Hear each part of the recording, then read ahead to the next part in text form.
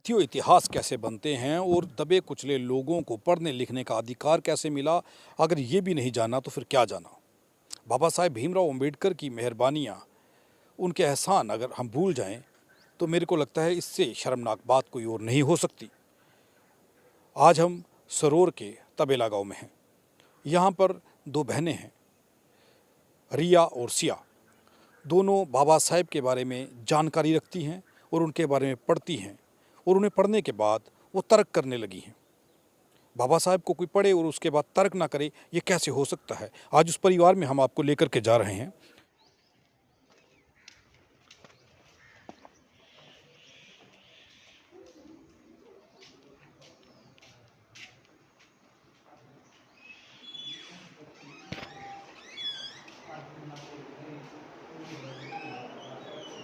पापा, Baba Saheb doctor B.R. Ambedkar कौन थे?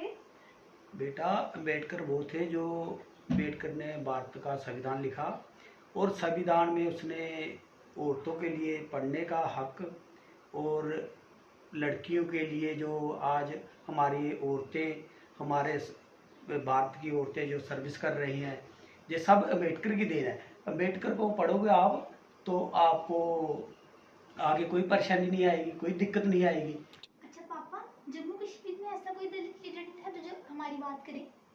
बेटा, थे एक भक्त अमरनाथ, जिन्होंने अपने घर की परवाह की बिना किए जो स्टेट में जो हमारे संविधान लागू कराया। बाबा साहब ने तो संविधान लिख दिया था, लेकिन बाहरी स्टेटों में लागू हो चुका था, लेकिन जम्मू में नहीं हुआ। जम्मू में भक्त अमरनाथ जी ने हम संविधान लागू कराया।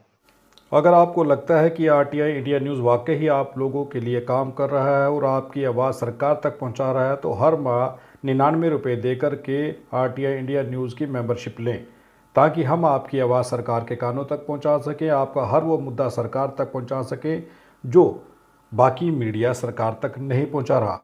वो परिवार आखिर कैसे इन बच्चियों तक बाबा साहेब भीमराव अंबेडकर की इन्फॉर्मेशन पहुंची और इन बच्चियों को कैसे पता चला कि बाबा साहेब भीमराव अंबेडकर कौन हैं। यहाँ पर ये रिया और सिया, ये जो दो लड़कियाँ हैं, एक कक्षा 10वीं में पढ़ती है और एक कक्षा 12वीं में पढ़ रही है। दोनों बच्चियाँ बाबा साहेब भीमराव अंबेडकर के ऊपर चर्चा करती हैं, बात करती हैं, और बात करने का सबब कैसे बना, बात करने का माहौल घर में कैसे बना, ये बात करना और चर्चा करना, कौन चर्चा करता था, क्यों चर्चा होने लगी, और ये चर्चा करने वाला जो व्यक्ति है उससे भी बात करेंगे। इनके पिता जो है पुरुषोत्तम जी।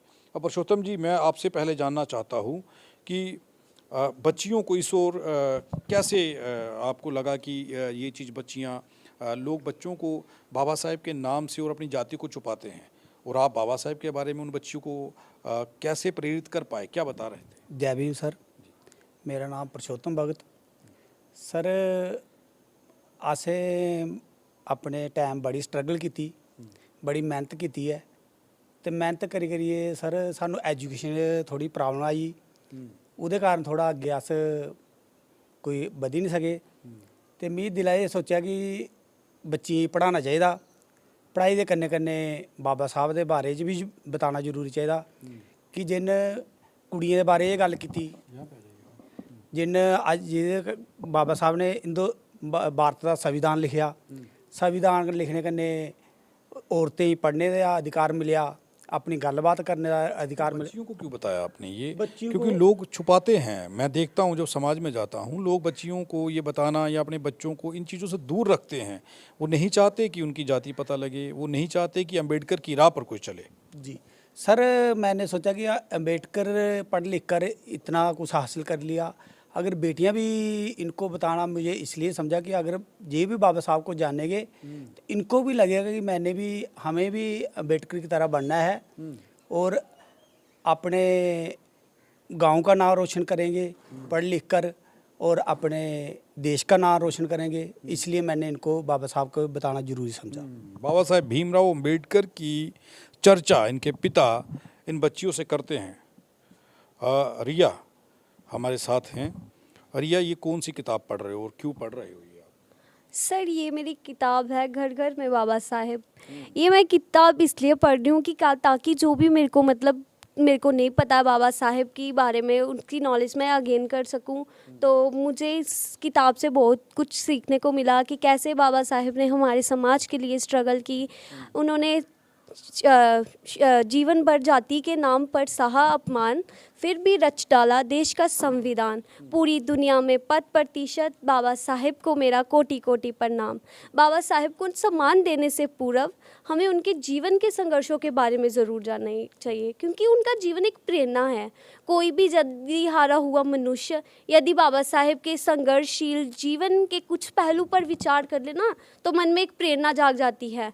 तो आज मैं कोशिश करूँगी कि आपको थोड़ी प्रेरणा दे सकूँ कि बाबा साहेब ने कैसे हमें, जो आज हमें आज़ादी की सांस ले रहे हैं, कहीं भी बैठ सकते हैं, अपनी बात रख सकते हैं, स्कूलों में जा रहे हैं, बड़े बड़े स्कूलों में हमारे समाज के लोग आज जो बड़े बड़े पदों पर बैठे हैं, डॉक्टर, टीचर, प्रोफेसर, वकील आदि बड़े बड़ों, तो ये सब बाबा साहेब की देन है। लेकिन अफसोस से कहना पड़ता है कि हमारे समाज के पढ़े लिखे लोग बाबा साहेब के मिशन पर काम नहीं कर रहे। ये चीज़ बाबा साहेब ने भी कही थी कि मुझे पढ़े लिखे समाज के लोगों ने धोखा दिया है। आप ये कह रही हैं, ये बात होती आई है सदा। लेकिन मुझे मेरा सवाल ये है कि पहली बार बाबा साहेब के बारे में कब पता चला, और उसके बाद में आपने इतनी उन पर चर्चा करना या खुलकर उन पर बात करना स्वीकार क्यों किया? देखिए, मेरे को पहले तो पता ही नहीं था। तो मैं जब 5th में पढ़ती थी तो मेरे पापा ने मुझे बताया, क्योंकि वो चाहते थे कि हाँ हमारे बच्चे, मेरी बच्चियाँ कुछ कर सके, क्योंकि वो खुद तो जीवन में मतलब उनकी स्ट्रगल को लेके उनको मतलब आगे कर सकते थे वो, लेकिन उनको मार्गदर्शन नहीं मिला कोई। तो वही हमें दे रहे हैं, काफ़ी ट्राई कर रहे हैं। ये आज जो मुझे इतनी जानकारी है बाबा साहेब की, तो ये सब मेरे पापा की देना है। मुझे पापा ने बताया, जहाँ तक कि मुझे किसी स्कूल के टीचर ने भी आज तक बुक से भी जो मैं पढ़ती थी उनमें से भी मुझे नहीं पता चला जितना मुझे पापा ने बताया।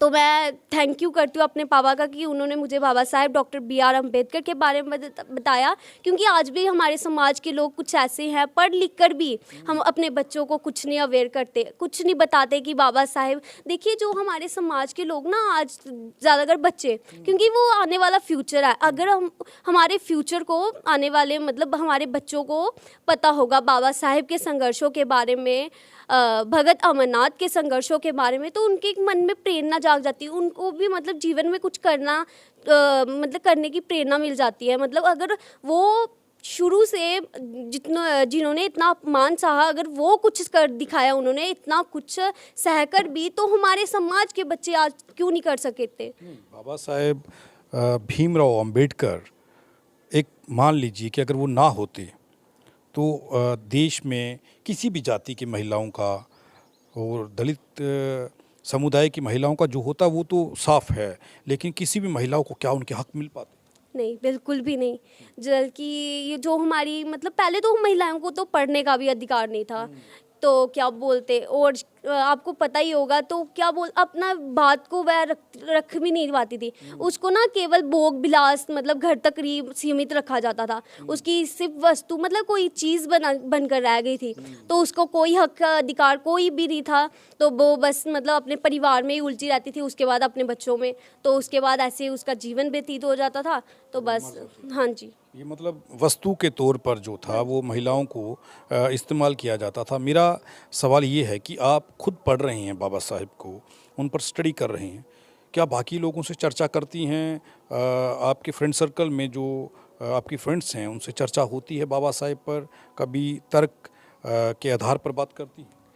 जी, फ्रेंड से मैंने काफ़ी बार बात की, लेकिन मेरे को बड़ी अफसोस से कहना पड़ता है कि उनको बाबा साहेब के बारे में कुछ नहीं पता। उनको ये नहीं पता कि जिनकी वजह से आज हम स्कूल जा रहे हैं, यहाँ अब इतनी अच्छी पढ़ाई मतलब ले रहे हैं, तो वो उनको नहीं जानती यार क्या फ़ायदा ऐसी पढ़ाई का, जब आप इतने अपने महापुरुषों के बारे में नहीं जानते जिसकी वजह से आप आज जहाँ तक हो।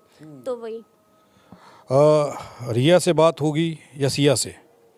रिया से बात हुई, अब सिया से बात कर लेते हैं। सिया के हाथ में जो किताब है ये गौतम बुद्ध की किताब है और बुद्ध के बारे में वो पढ़ रही हैं।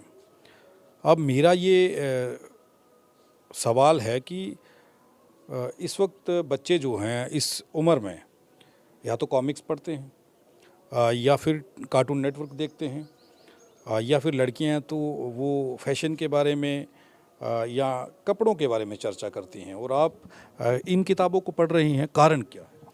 कारण कुछ नहीं है, बस ये एक ज़रिया है कि मैं अपने बारे में, अपने जो मेरे पास्ट में हुआ है, मैं जान सकूं कि क्या क्या संघर्ष किए हुए हैं वो पूर्वजों ने, कि जो जिसकी वजह से आज हमें इतना हक मिला है। आज हम बैठे हुए हैं यहाँ पे, स्कूल में जा रहे हैं, अच्छी सी एजुकेशन ले रहे हैं, किस वजह से ले रहे हैं, कैसे, अगर उन्होंने इतना संघर्ष नहीं किया होता तो काश आज भी हम वहीं पे होते, तो हम यहीं पे बैठ नहीं सकते। इसलिए मैं इनको पढ़ रही हूँ। ये कहते एक बहुत बड़ी देन है मेरे लिए, हम सबके लिए ये बहुत बड़ा काम है।